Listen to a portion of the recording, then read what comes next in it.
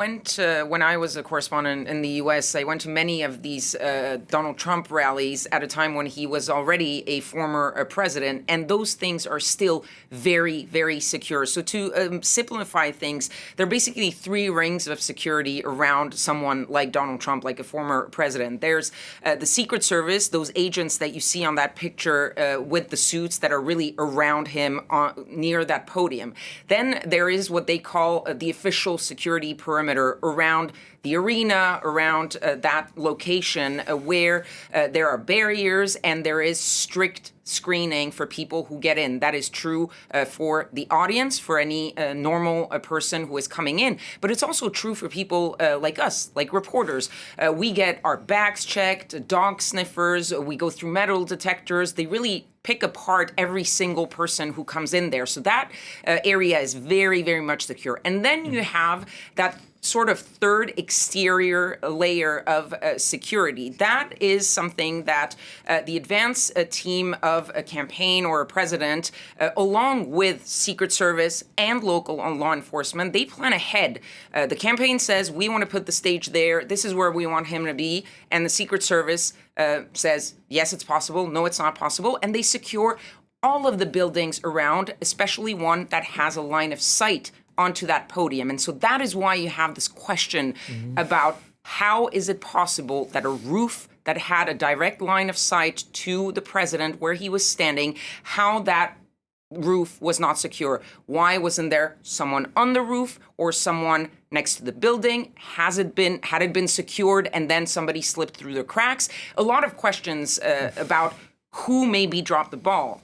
Secret Service, local law enforcement. There are also questions about the communication when it was happening, because there are eyewitness accounts and now slowly official confirmation that this person had been spotted before he was on that roof, that there was something off about him, that he was in that vicinity. People then telling local law enforcement, there is this man on a roof, go check it out. And it seems that the communication between the people who were really close to that person in that roof and the sort of broader Secret Service, that communication might have been delayed, might have had a problem. So very, very much a question as to how that roof was left unsecure and who is responsible. And that's why you're going to see a lot of investigation. Well, I've seen a similar thread of kind of one-sentence words from former analysts and security advisors saying they had one job. And ultimately, that's probably why we've seen the Secret Service head and others who are going to give testimony for Congress, the representatives, in the coming days. The other issue is rhetoric, political rhetoric in the aftermath. Talk us through that, both from the Trump camp and the Biden camp too. Well, look, the initial reactions, whether it was from Joe Biden, and we heard it in the report talking about how political violence has no place in this country. The statements coming from Donald Trump were also very appeased, very calm, talking about the necessity to be united in this moment. And it seems that overall, the political class, whether they're Democrats or Republican, have mostly been in that line, the line of really condemning in the strongest words any type of political violence. That said, there are some notable exceptions, and one of them is very important. It's J.D. Vance. And why is he important? It's because he is in the three-man shortlist that people are talking about to be potentially Donald Trump's vice president a day before the convention of the Republican National Committee starts tomorrow. And he said that the Biden campaign rhetoric, framing Donald Trump as this authoritarian fascist, that, in his words, led directly to the attempted assassination. So he puts the blame squarely on the Biden campaign and their rhetoric.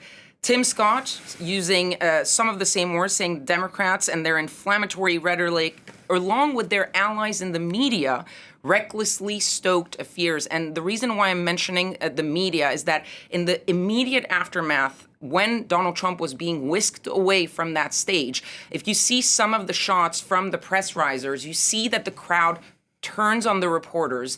There are fingers going up in the air. There are insults being hurled. And Yeah, what's going on there? Is this against CNN? Or they were attacking the press, saying, you did this. the press as a whole, or specific press? CNN? It was a general attack. There were insults being hurled at the press risers. And on those What they press call the risers, mainstream media. Exactly. But there is also always a reporter from Fox, from CNN. Those main networks are all there usually. So it was a general thing against the media. Even some people trying to sort of breach the barrier to that press riser and security blocking them out. But it's just a sign of how inflamed the situation is right now. And the fact, and we heard Josh Shapiro, for example, saying that all leaders need to take down the temperature. We need to a peaceful political process to resolve differences. And that is because right now, and in this case, both sides are to blame. The words that they use, both the Democrats and the Republicans, when they talk about their opponents, use these inflammatory words that can, in a person that is maybe a little bit unstable, can push someone to cross that line. And that is what most politicians are trying to tamp down right now.